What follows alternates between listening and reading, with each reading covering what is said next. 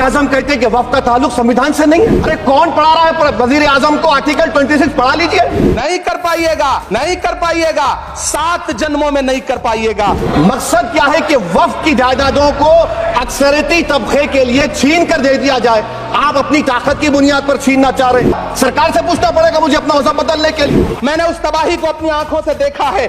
मैं इतिहास के पन्ने पलट रहा हूं, मुझे 2 किरदार याद आ रहे हैं। एक तरफ निक्सन के 7वें बेड़े की धमकियों के सामने लोहे की तरह अडिग इंदिरा गांधी खड़ी हैं, तो दूसरी तरफ खुद ही नमस्ते ट्रंप का नारा लगाते हुए प्रधानमंत्री जी खड़े हैं। अगर अंबेडकर आज जिंदा होते तो बाबा साहब को भी कहते कि आप जाकर परमिशन लो, तब मजहब बदलना पड़ेगा आपको। आज मेरी बेटियों को गवर्नमेंट के एजुकेशन इदारों में हिजाब पहनने से रोका जा रहा है। पुलिस के इख्तियारात गौरक्षक को दे दिए और उन इख्तियारात का बेजा इस्तेमाल मॉब लिंचिंग में हुआ। कई रियासतों ने ऐसा कानून बना दिया कि आप ये नहीं खा सकते, आप वो नहीं खा सकते। क्या इन दिनों रुपए की अहमियत गिरती है तो न तो देश की प्रतिष्ठा गिरती है, ना प्रधानमंत्री की गरिमा। हुकूमत इस कदर आवाम पर एहसान करती है, ये आंखें छीनती है और चश्मे दान करती है। कभी सुदामा पांडे धूमिल जी ने कहा था कि एक आदमी रोटी बेलता है, एक आदमी रोटी खाता है, एक तीसरा आदमी भी है जो न रोटी बेलता है न रोटी खाता है, वो सिर्फ रोटी से खेलता है।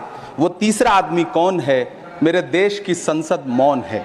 सभापति महोदय, वो भी क्या दिन थे जब संसद में देश का बजट पेश होता था तो देश की सड़कें ठहर जाया करती थीं। रेल बजट पेश होता था तो लोगों की उम्मीदें रेल के डिब्बों की तरह पटरियों पर दौड़ने लगती थीं। पूरा देश धड़कने रोक करके वित्त मंत्री और रेल मंत्री को सुना करता था।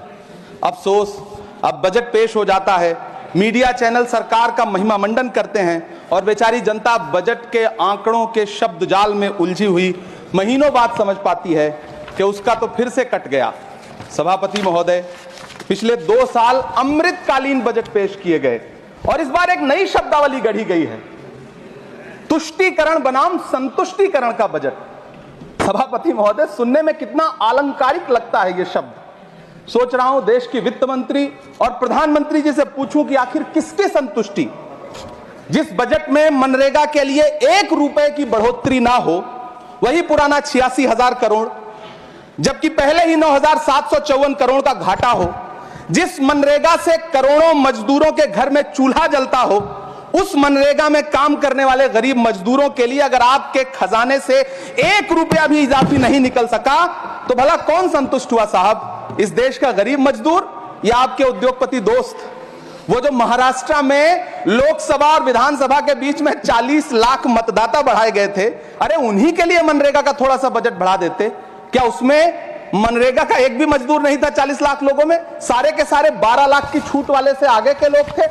सभापति महोदय, कल जब वित्त मंत्री जी देश की संसद में भाषण दे रही थी तो वहां मुंबई में कोई गरीब इंसान जब अपनी जेब टटोल करके अपनी मोटरसाइकिल में 1 लीटर पेट्रोल भरवा रहा था तो उस पेट्रोल की कीमत थी 103 रुपया प्रति लीटर। आखिर इतना महंगा पेट्रोल डीजल खरीद के कौन संतुष्ट हो रहा है? इस देश के गरीब लोग या फिर सरकार के चहेते धन्ना सेठ?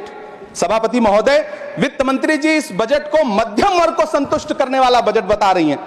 अरे मैडम, हम आप यहां पर बैठे रहते हैं और वहां बाहर इसी दिल्ली में 1 लीटर दूध, चाहे वो अमूल का हो या फिर मदर डेयरी का हो, उसकी कीमत 73 रुपए लीटर है। इतना महंगा बेच करके कौन संतुष्ट हो रहा है?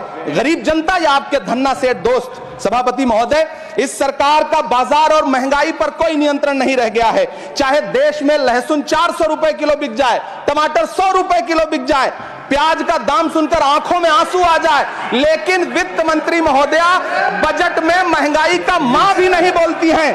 बच्चों की किताब और पेंसिल तक पर टैक्स लगाने वाले सरकार से मैं पूछना चाहता हूं कि आप मध्यम वर्ग का हितैषी बताते हैं खुद को, तो शर्म नहीं आती है? खुद को धार्मिक कहने वाली सरकार भगवान श्री कृष्ण के प्रिय खाद्य पदार्थों दही और मक्खन तक पर जीएसटी लगाती है और बात करती है मध्यम वर्ग की हिमायती होने की।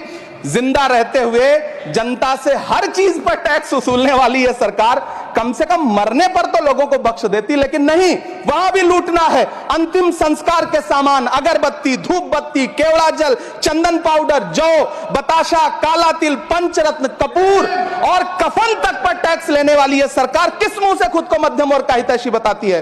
कौन सी संतुष्टि? किसकी संतुष्टि? कदम कदम पर टैक्स देकर लुटने वाली जनता की, या फिर जनता से टैक्स वसूल करके धन्ना सेठों का खजाना भरने वाली सरकार की? किसकी संतुष्टि? सभापति महोदय, 18 अगस्त 2015 आरा का बिहार का ऐतिहासिक मैदान, सजा हुआ मंच, हजारों की भीड़ और सामने खड़े हुए देश के प्रधानमंत्री का भाषण।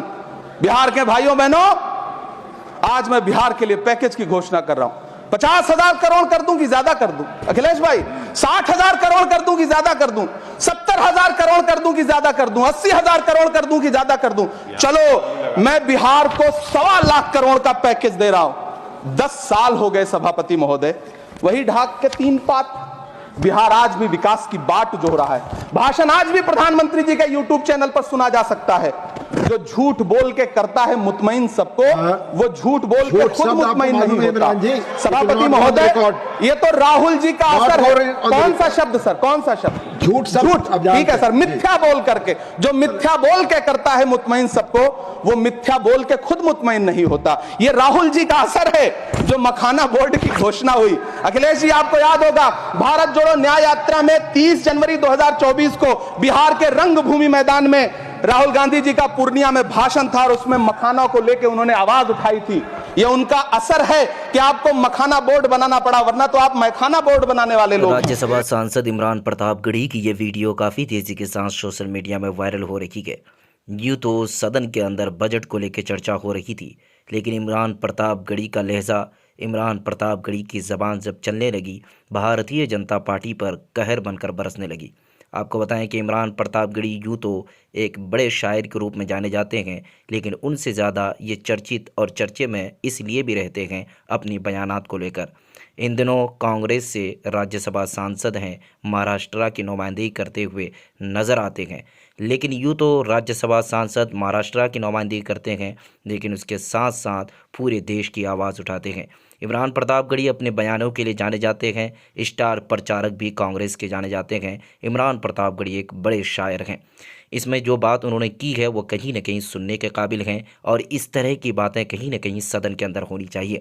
बजट पर जिस तरह की बातें सदन के अंदर होनी चाहिए, ठीक उसी तरह से इमरान प्रतापगढ़ी ने भारतीय जनता पार्टी को निशाने पर लिया और भारतीय जनता पार्टी को चुनौती दे डाली। उन्होंने कहा कि जिस तरह से बजट का मामला सामने आया है और टैक्स हर चीज़ पर जो लगा है, ये भारतीय जनता पार्टी के लोग अगर ज़िंदा इंसान के पास टैक्स लेते हैं तो इस चीज़ को मानते हैं, लेकिन कफन, अगरबत्ती, मोमबत्ती पर भी टैक्स लगाते हैं। यह कहीं ना कहीं भारतीय जनता पार्टी ठीक नहीं कर रही है। इमरान प्रतापगढ़ी के कई बयान ऐसे वायरल होते हैं जो सदन के अंदर बोलते हैं तो वो कहीं न कहीं सोशल मीडिया की सुर्खियों में कई दिनों तक बने रहते हैं। ठीक उसी तरह से ये बयान सोशल मीडिया में काफ़ी तेज़ी के साथ वायरल हो रही है। इमरान प्रतापगढ़ी के ये वीडियो को लेकर आपकी क्या प्रतिक्रिया है, आप कमेंट सेक्शन में जाकर ज़रूर बताइएगा। वीडियो को ज़्यादा से ज़्यादा शेयर कीजिए, चैनल को सब्सक्राइब कीजिए। मिलते हैं एक नई वीडियो न्यू अपडेट के साथ, जब तक के लिए जय हिंद साथियों।